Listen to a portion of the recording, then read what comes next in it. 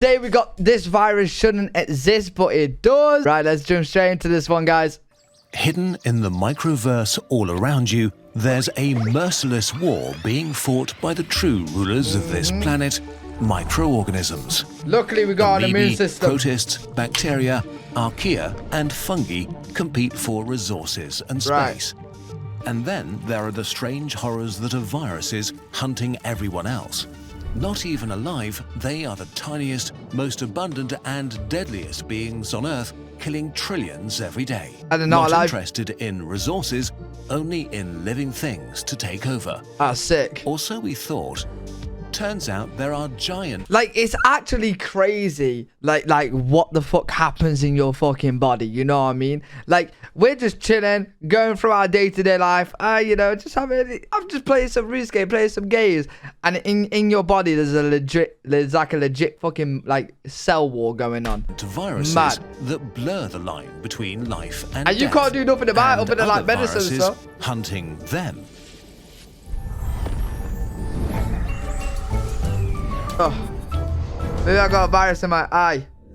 What's my eye doing? Considerably smaller than your cells or even bacteria, viruses are nothing but a hull, a tiny bit of genetic material, and a few proteins. Yeah. No metabolism, no way to prepare. I'm saying yep, like I know exactly what the fuck is going on. Tell themselves, no will or ambition. Yep. I study cells. Around aimlessly and hope to stumble upon a victim to infect and take over. Viruses are so simple that we're not sure if they should count as living things or not. Some scientists argue viruses are alive. Others think that the cells they infect are the actual living viruses, hybrid organisms called virocells. They have to be living things, though, right? Particles are more like seeds or spores. And many others think viruses are just dead material. The origin of viruses is a mystery because how can something that needs victims to make more of itself emerge in the first place? How is something dead being able to do all of this and also duplicate itself over and over and over? How can you do that dead? Ideas. Viruses may have been essential steps in the emergence of life, or maybe they started out as escaped DNA from cells that became really good at making copies of themselves. Maybe they are the descendants of truly lazy parasites that let others do all the work for them. The current thinking is that viruses probably emerged multiple times from different origins, but we simply don't know for sure yet. Right. Whatever the truth is, viruses are the most successful beings on this planet. There's an estimated 10,000 billion viruses on Earth. There's a lot. If we put them all next to each other, they would stretch for 100 million light years. That's crazy. 500 Milky Way galaxies wide. Very recently, viruses became even weirder when scientists found a completely new type. Giant viruses nicknamed Gyrus. Not only did it break all sorts of records, but questioned many assumptions we had about their nature. Gyruses even come with their own parasites, Virophages. Viruses that hunt other viruses, which seemingly makes no sense at all. And since we identified the first one in 2003, it seems like these giants are everywhere we look. In the oceans, in water towers, in the guts of pigs, and the mouths of humans. And but like, the thing is, right? The thing is, right? Like, I've watched many of these like videos with cells and stuff, but like, and they always go on like, it's the most deadliest thing, like it's so bad. But like, we wouldn't be here if it was so bad. Do you know what I mean? So like, whatever's going on, we're fighting it very well. Even weirder. Our bodies are fighting it very well. Gyruses look funny, like hairy geometric forms or mini pickles. Much that looks like a kid. All viruses we knew before, or a very weird fucking battered chicken from KFC, man. Which explains how they could hide in plain sight for centuries. Now. Scientists saw them under their microscopes and just thought they had to be bacteria. It's like suddenly discovering there are elephant-sized ducks everywhere. Most gyruses we've found so far hunt amoebae and other single-celled beings. When they find a victim, they connect with it and use its natural processes to enter the cell. Like all viruses, their goal is to misappropriate the victim's infrastructure and procreate. Imagine a mouse crawling into your mouth and using your guts and bones and fat tissue to build a mouse factory. Bro, you think I'm going to be able to sleep tonight? Bro, Gyrus unloads its attack I sleep with proteins my and mouth genetic open, man. material and rearranges the cell from the inside. Its structural elements, protein production machinery, and large amounts of mitochondria for energy are changed to become an actual factory called viroplasm. Some gyruses even construct a membrane to shield them from the cell's antiviral defenses. Yeah, and didn't they say Once that they finished, thought they was the dead? How viroplasm are they begins dead to if they're doing assemble this? new gyruses, using the victim up from the inside until it's filled up. Finally, the invader usually orders the cell to self-destruct and releases new gyruses to look for new prey. But what makes gyruses special is not their modus operandi or their size even, it's that they are much more complex than thought possible for a virus. Your cells have around 20,000 genes. A typical bacterium has a few thousand genes. The coronavirus has around 15, HIV or the flu around 10. Right, let me guess. The number of genes alone is certainly not everything. The tomato, for example, has 35,000 genes. What the fuck? But generally, we think of life as a complex system. So below a certain complexity so level, complex. something may be closer to dead material rather than a living How does a tomato have more genes than a human? Like, what? organism.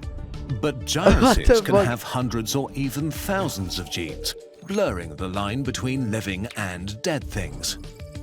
And it's not just the numbers that are special, but also what these genes do. We used to think of viral genes as the simplest of instructions, just enough to overcome the defense of their victims and Right. make new viruses. But many gyrus genes are completely unique, basically mystery genes. The Even fuck? more confusing, a huge selection of their genes that are actually hallmarks of living things. Genes that regulate nutrient intake, energy production, light harvesting, replication, or are just necessary to keep cells alive. Some recent studies have even suggested that some gyruses with very complex genomes may be able to maintain a basic level of metabolism on their own, which, if true, will shake up what we thought of viruses even more. We still don't know anything for sure. I still but don't one know what idea it really about gyrus means, genes though. is that they might fundamentally alter the physiology and evolution of their victims by integrating their own genomes and merging with them into chimeric organisms. Or the other way around, take What some would that host do? genes with them and be changed themselves. For billions of years, gyruses may have been existing alongside and infecting cells, exerting an unseen influence on the development of life. Not just as a parasite, but jerking evolution in different directions by mixing genes around in all directions. Okay. Which brings us to another unique thing about them, virophages, the viruses hunting gyruses. The concept itself is a bit mind-boggling. How can a thing that might be dead hunt another thing that might be dead too? Let's look at one of them. The virophage Sputnik is hunting a gyrus called mammavirus that itself is hunting amoebae. Sputnik is a tiny minimalistic virus that doesn't even have the genes and tools to replicate itself. What it does have is the ability to hijack the viroplasm factories of mammaviruses. Robbers! So virophages need their victim, the gyrus, to infect their victim, an amoeba, first, and then they can parasitize it. Bro, honestly, I'm not gonna lie. I'm so confused with what is actually happening Mammavirus in this viroplasm video. infected I'm by not gonna Sputnik lie. Can only produce very few new gyruses. Like, and among what these, is this many doing? are Like- deformed and broken, unable to infect further cells. I understand that we have viruses hunting viruses and stuff, but that's what viruses do, right? And cells do. But like, what does that do? Like, what does that entail? Like, Instead, it makes loads of new Sputnik virophages. Other virophages are I suppose it's not like a deadly virus or something. It's just this virus shouldn't exist. even It's like more it just subtle. doesn't make sense. When they It's just this infect a virus just doesn't viroplasm, make sense They at all. just integrate their genetic code into the newly produced gyruses like sleeper agents. The next time one of these infiltrated gyruses successfully infects a cell, it produces mostly virophages instead of gyruses. Gyruses are not completely defenseless, though. It just sounds A really few years ago, confusing. the world was in awe when scientists discovered CRISPR, a bacteria defense system against viruses.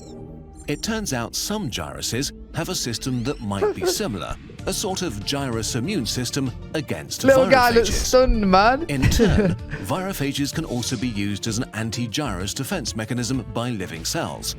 Some protists have been found that integrated the genetic code of virophages into their genome and kept it. When the protists were infected by gyruses, they used the code to create virophages themselves to take over the gyrus factories. In the end, the protist would still be killed by the gyrus infection, Bro, but what the instead fuck? of releasing gyruses to kill its buddies, it released virophages to hunt them. Bro, there's too many fucking viruses going on right now. The amazing thing about everything we've told you in this video is that we're still very much at the beginning. It's not even been 20 years since the discovery of gyruses and virophages. There is so much going on in the microverse. Yeah. Life is They not really an is. isolated event, but a ping-pong game of trillions of organisms and viruses. It's actually mind-blowing that, like, what the hell is going on in your body. Like, it's So fucking when crazy, you feel man. down and like there's not crazy. that much new to discover, think of gyruses and all the other elephant-sized ducks all around us. Invisible until we look more closely. But how do you learn to look at the world like a scientist? Magnifying The best way glass. is by trying things out for yourself.